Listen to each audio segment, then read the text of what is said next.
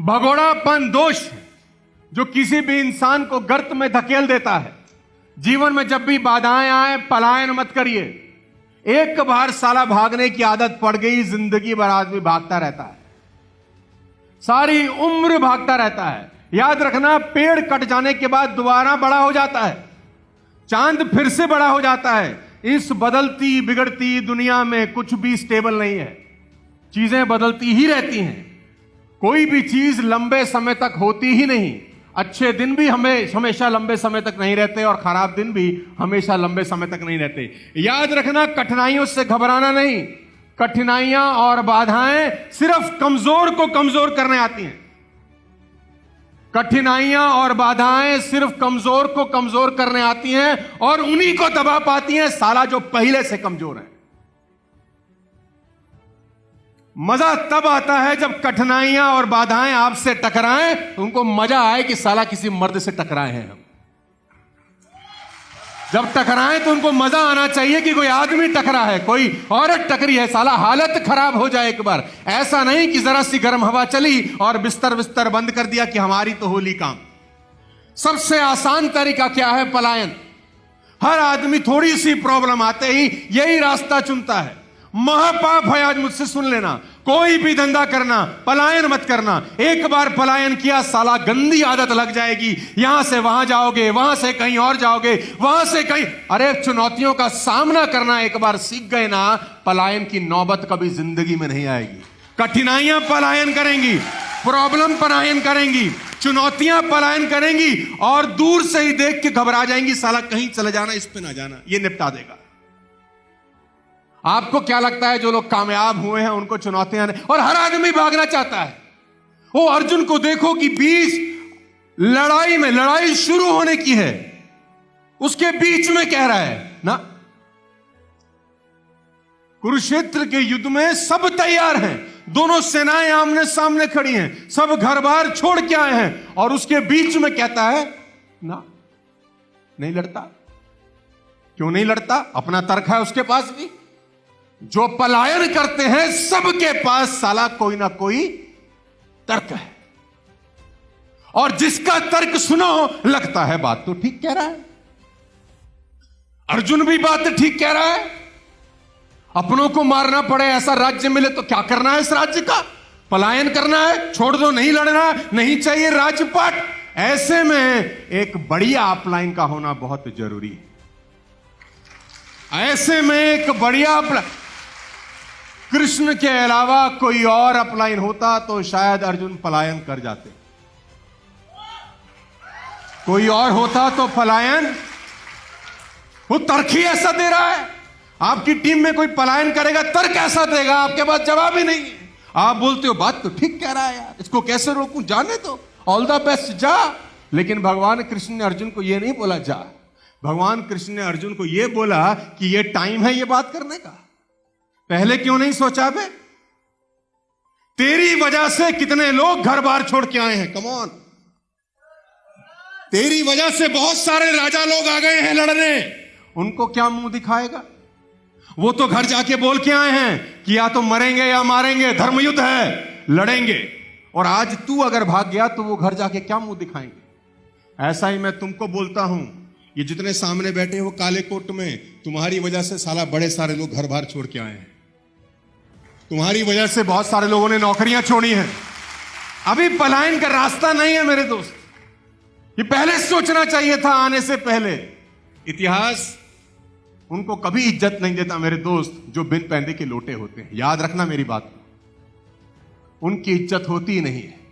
इज्जत उनकी होती है जो अंगद की तरह पैर गाड़ देते हैं, कठिनाइयां कुछ भी हो साला फिर से खड़े हो जाते हैं और अपना बिजनेस बड़ा कर लेते हैं।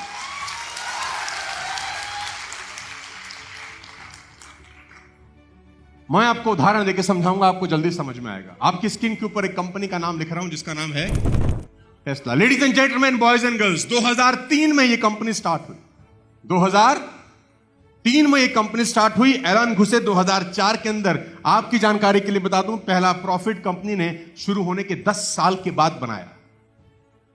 टेस्ला का पहला मुनाफा 2013 में हुआ और कंपनी शुरू हुई 2000। क्या टेस्ला के मालिकों को भी पलायन कर देना चाहिए था? अरे 10 साल हो गए यार, 10 साल हो गए, छोड़ दो यार, नहीं हो रहा तो कुछ और करते हैं। नहीं, इन लोगों को अपने ऊपर भरोसा था, अपने आइडिया पे भरोसा था। दुनिया इनको प्रभावित नहीं कर सकी, एक दिन साला इन्होंने ही पूरी दुनिया को प्रभावित कर डाला। Ladies and gentleman, boys and girls, मैं आपकी जानकारी के लिए बता दूं, वो कंपनी जिसने पहले 10 साल में 1 रुपया प्रॉफिट नहीं कमाया था, आज 8,36,000 करोड़ का एसेट वैल्यू है। 8,36,000 करोड़ पहले 10 साल 1 रुपया भी ना कमाने के बावजूद। और ये कहानियां सुनने के लिए नहीं है, इनको जिंदगी में इंप्लीमेंट करना बस। आपकी स्क्रीन के ऊपर फेडेक्स का एग्जांपल आपको देता हूं आज। फेडेक्स 1971 में स्टार्ट हुई, पहला प्रॉफिट 1975 यानी अपनी स्थापना के 4 साल के बाद बनाया इस कंपनी ने। यानी पहले 4 साल फेडेक्स ने 1 रुपए का मुनाफा नहीं कमाया। आज 6,86,000 करोड़ का एसेट वैल्यू है और करीब करीब 5 लाख लोग काम करते हैं उस कंपनी में, जिसने पहले 4 साल में 1 रुपया भी।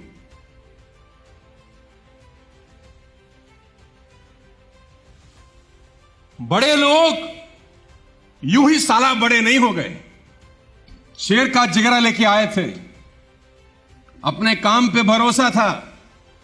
ऐसा नहीं था कि 4 लोग पिन मारे तो साला गुब्बारा ही फट के हाथ में आ जाए।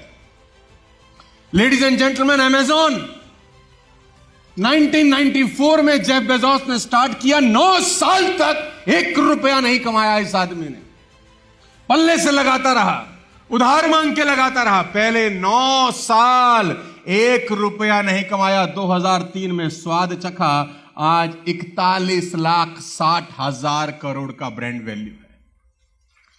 दुनिया का नंबर 1 आदमी बना वो जो 9 साल अच्छा आप मुझे बताओ, उस 9 साल में लोग क्या कहते होंगे जेफ बेजोस को? आप बता दो, मुझे नहीं कहना आपसे। उस 9 साल में कौन ऐसा होता होगा जो जेफ को बोलता होगा, जेफ तू कमाल कर रहा है,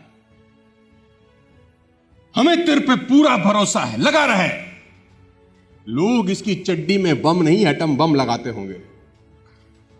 और 9 साल प्रॉफिट नहीं कमा रहा, यह बड़ी बात नहीं है। बड़ी बात यह है कि उस 9 साल में पैसा भी लगाया जा रहा है, पीछे से पैसे की बम्बार्डमेंट हो रही है, उधार मिल रहा है, उधार लगा रहा है, पल्ले से मिल रहा है, पल्ले।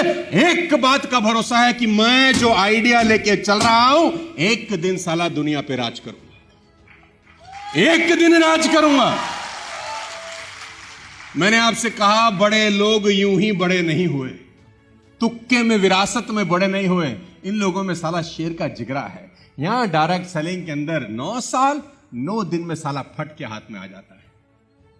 और मजे की बात तो यह है कि लगा भी साला कुछ नहीं है। तुमको पैसा क्यों आना चाहिए? ऐसा कौन सा कांड किया है कि आ जाए? ये हैं वो लोग। 2007 में फाउंड हुई जियो।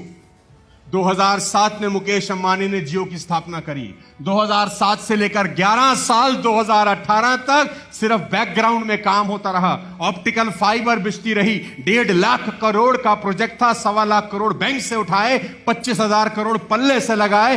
पहले 11 साल अंबानी साहब एक पैसा कमाए बिना 1.5 लाख करोड़ लगा गए। मुझे आप बताओ, 7 से लेकर 18 तक, उस 11 साल के अंदर, 9 साल के अंदर कितने लोग बोलते होंगे कि तू बहुत बड़े, 1.5 लाख करोड़ लगा दिया। और फिर वो आदमी कहता होगा कि हर आदमी से 200-300 रुपया कमाऊंगा बस। तो लोग मैथमेटिशियन भी होंगे, उसको बोलते होंगे इतना पैसा बैंक में रख, इतने का ब्याज पूरी जिंदगी आएगा। ऐसे गीता ज्ञानी भी लोग होंगे उसके आजू बाजू में। लेकिन मजे की बात तो यह थी, उसको पता था ऐसे हरामखोरों से सलाह नहीं लेनी। पहले 9 साल 11 साल 1 रुपया ना कमाने वाला जियो आज 3 लाख करोड़ की ब्रांड वैल्यू पे है। 3 लाख करोड़ का एसेट वैल्यू है जियो का आज की डेट में। $38 बिलियन, 3 लाख करोड़। आईपीएल क्या, जियो सिनेमा क्या, हर चीज में घुसा है। 2 साल तक तुमको फ्री दिया है।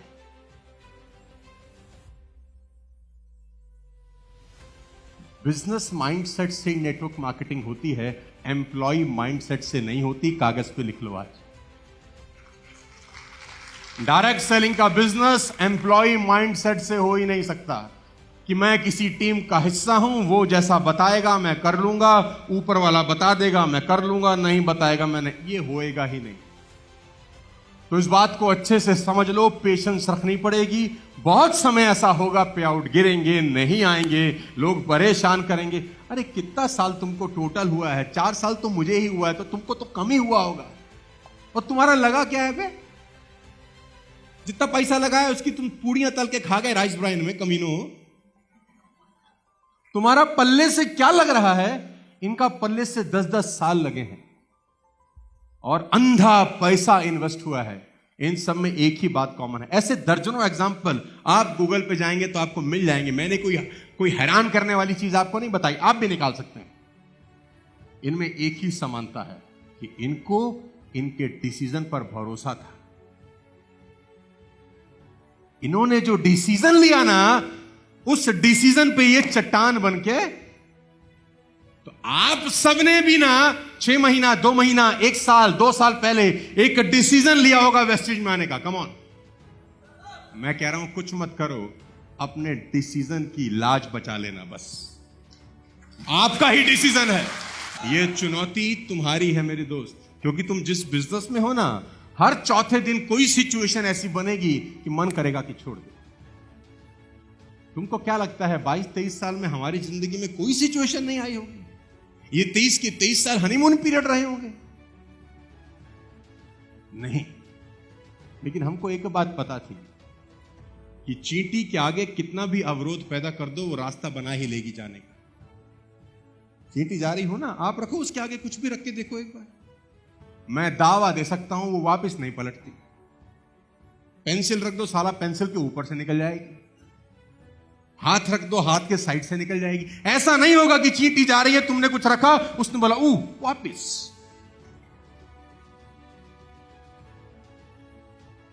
इतना छोटा सा जीव जब पलायन नहीं करता, तुम तो महाजीव हो मेरे दोस्त। तुम कैसे पलायन कर सकते हो? इतना छोटा सा जीव पलटता नहीं है यार।